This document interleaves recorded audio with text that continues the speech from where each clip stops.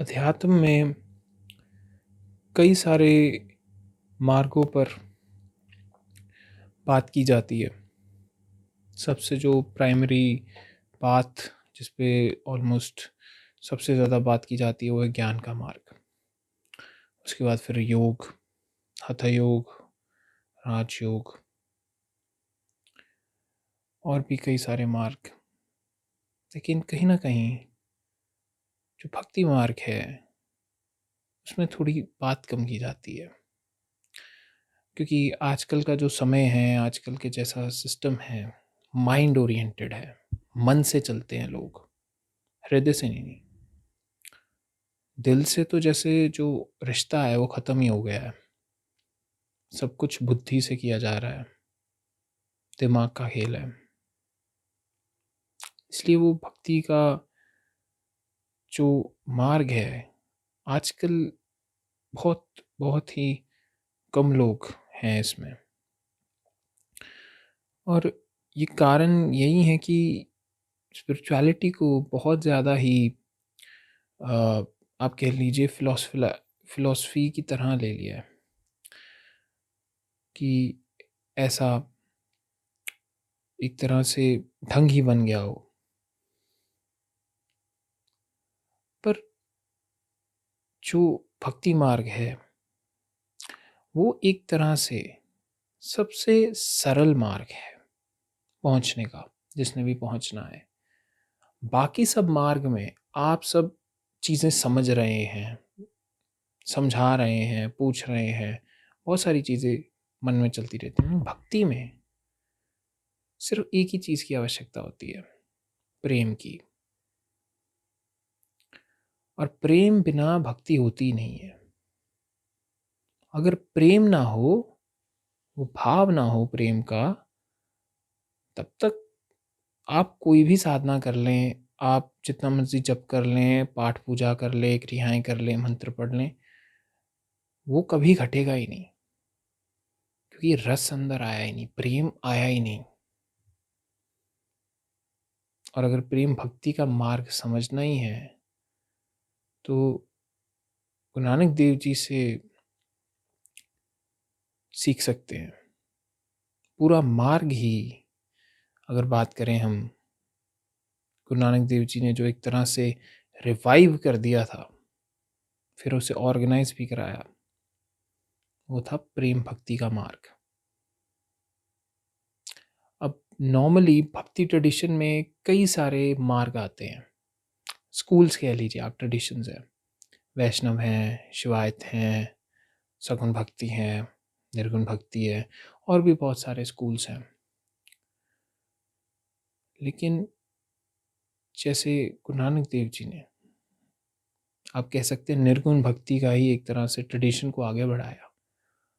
उसमें बहुत सारे जो रिचुअल्स थे और कई सारी चीज़ें थी वो सब हटा दी, बिल्कुल मूल पर आ गए, प्रेम पर आ गए। हम लगभग सब लोग जानते होंगे, जो सुनते भी हैं, कि गुरु नानक देव जी ने कहा कि किर्त करो, नाम जपो, वर्ण छको, कि कर्म करो, प्रभु को का सिमरन करो, उन्हें याद करो,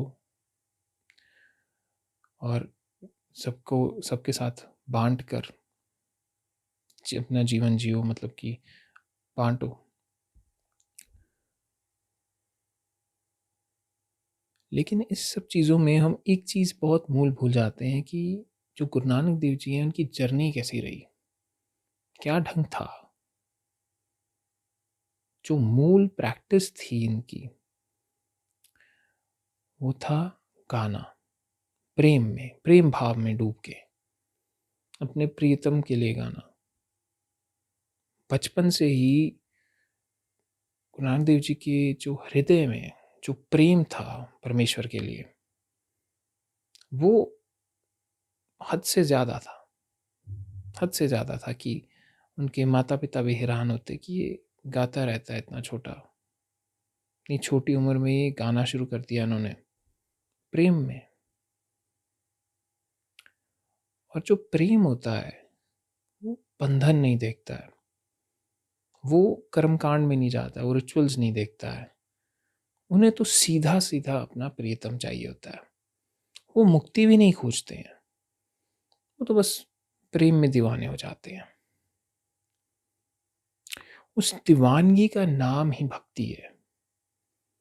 जब तक वो दीवानगी नहीं आती, वो नशा नहीं आता, वो खुमारी नहीं आती, तब तक प्रेम भक्ति हो ही नहीं सकती है। सबसे सरल मार्ग, क्योंकि इसमें करना कुछ नहीं, बस प्रेम में मरना है, डूब जाना है। और अगर आप गुरुजी से पूछेंगे कि आपके प्रभु कहाँ हैं, कौन सी जगह है, तो कहेंगे कहाँ नहीं है। सारी लीला, सारा खेल ही परमेश्वर का है, पूरा जग परमेश्वर का है, सब कुछ ही परमेश्वर है। ऐसी कोई जगह ही नहीं जहाँ वो अकाल पुरख ना हो, वो निरंकार परमात्मा ना हो। जो एक ओंकार हम बात करते हैं, वो एक तरह से फाउंडेशन है, उससे बेहतर ढंग नहीं है परमेश्वर को, उस अध्यात्म को डिनोट करने का, अद्वैत को। एक ओंकार, जिसे हम नॉन डुअलिटी कहते हैं, बिल्कुल जो स्टार्टिंग है गुरु ग्रंथ साहिब जी की, वो एक ओंकार से होती है। सारी गुरबानी की जो स्टार्टिंग है एक ओंकार से होती है, कि वह एक है, वो एक ही है जो हर रूप में हिल रहा है, वही परम सत्य परमात्मा।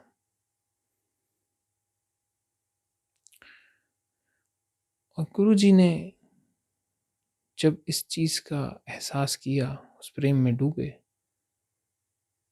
तो वहां फिर सिर्फ परमेश्वर ही बचे और कुछ नहीं। भक्त बहुत ज्ञान की बात नहीं करेंगे, भक्त प्रेम की बात करेंगे।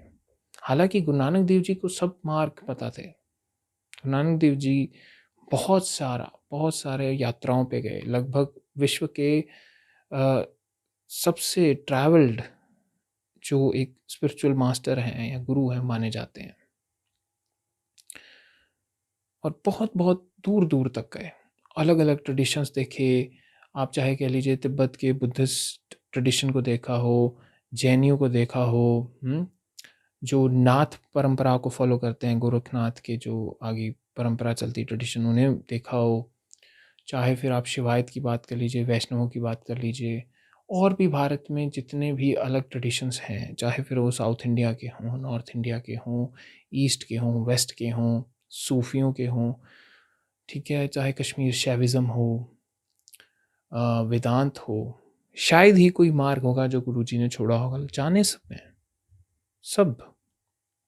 यहाँ तक कि गुरुजी के जो पुत्र थे श्रीचंद जी, वो तो कश्मीर शैविज़म के एक बहुत बड़े मास्टर थे, और गुरुजी ने ही भेजा था।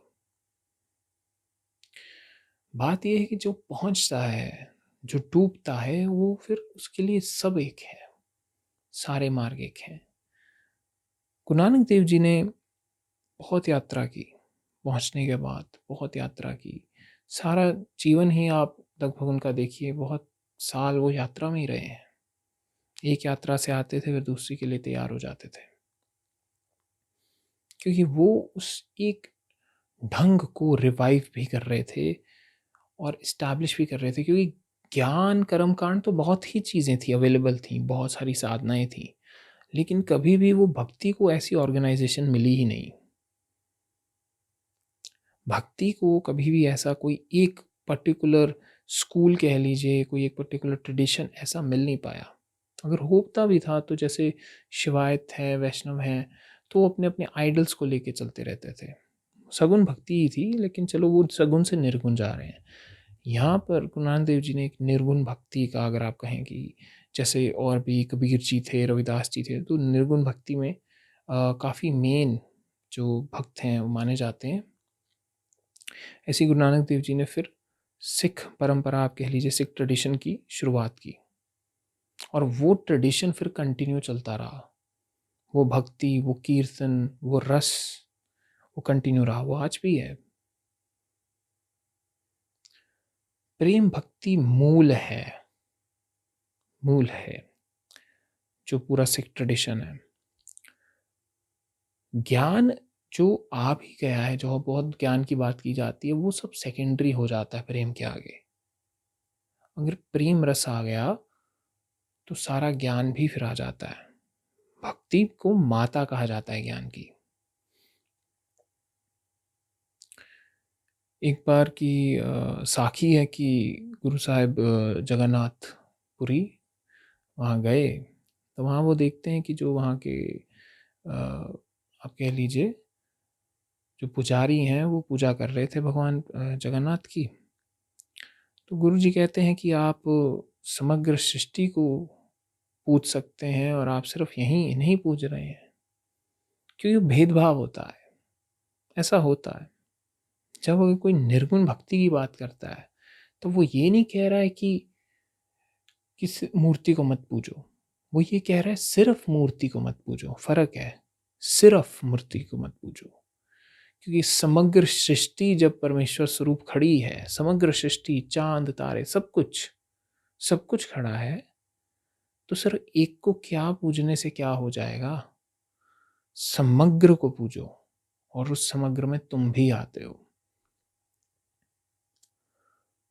और प्रेम भक्ति शुरुआत है समर्पण की। जो ज्ञानी अंत में करता है, योगी अंत में करता है, वो भक्त प्रेम भक्ति में व्यक्ति सबसे पहले करता है, समर्पण कर देता है परमात्मा के आगे, उस एक अकाल पुरख के आगे झुक जाता है शुरू में ही। कि उसके बाद फिर वो कहता है कि जो भी होगा, जो भी करेगा वो तू करेगा, मैं नहीं हूं, सिर्फ तू ही है। वो मार्ग है प्रेम भक्ति का। तो अगर किसी ने सही मायनों में भक्ति सीखनी है, करनी है, तो आप गुरु नानक देव जी से उनके जीवन को देख के आप सीख सकते हैं कि भक्ति हो तो बाबा नानक जैसी, जो समग्र को समेट लेते हैं। प्रेम भाव होता है ना, प्रेम भाव हमेशा ज्ञान से ऊपर रहेगा, हृदय से आ रहा है, समग्र को समेट लेगा। जब गुरु नानक आए तो उन्होंने जब पहले शब्द कहे कि ना ही कोई हिंदू है ना ही मुसलमान है, कि वह एक ही है, वो एक ही परमात्मा है जो हर रूप में है, तो इससे भेदभाव किसी भी ढंग के ना करे जाए, किसी से भी नहीं। उसी परंपरा के चलते आज भी गुरुद्वारों में जब लंगर चलता है तो कोई भी भेदभाव नहीं होता, सब एक ही पंगत में बैठते हैं, वहाँ लंगर खाते हैं। और ऐसा ही होना चाहिए, क्योंकि परमेश्वर की नगरी में सब एक हैं, परमेश्वर के नजरिए से सब एक हैं, सिर्फ परमेश्वर ही है हर रूप में। इसलिए वो ट्रेडिशन गुरु साहिब ने चलाया, और इसीलिए मैंने सोचा कि गुरुपुरब है तो इस चीज़ के ऊपर ज़रूर बात होनी चाहिए, क्योंकि हम बहुत सारे उनकी कुर्बानी की बात कर लेंगे, उनकी साखियों की बात कर लेंगे, उनके जन्म साखी की बात कर लेंगे, लेकिन जो मूल बात है प्रेम, वो नहीं छूटनी चाहिए। हिस्ट्री, स्टोरीज, ये सब ठीक है, लेकिन मूल बात वो प्रेम, वो प्रेम भक्ति का रस, वो कीर्तन, वो नहीं छूटना चाहिए। हृदय से तो गा दोगे तो परमेश्वर ही आ जाएंगे। गा के भी पाया जाता है, नाच के भी पाया जाता है। जहाँ दिल हो, जहाँ फना हो जा सके ना इश्क में, वहाँ परमेश्वर को पाया ही जाता है। तो आप भी अगर सही मायनों में डूबना चाहते हैं समर्पण, तो प्रेम से आइए, ज्ञान से, धारणाओं से और सोच समझ के समर्पण नहीं होता है। यहाँ तो कूदना पड़ता है, छोड़ना पड़ता है सब उस एक प्रभु के हाथ में। तो प्रेम कीजिए, डूबिए उसमें, फिर ही कहीं प्रभु के साथ मिलन होगा।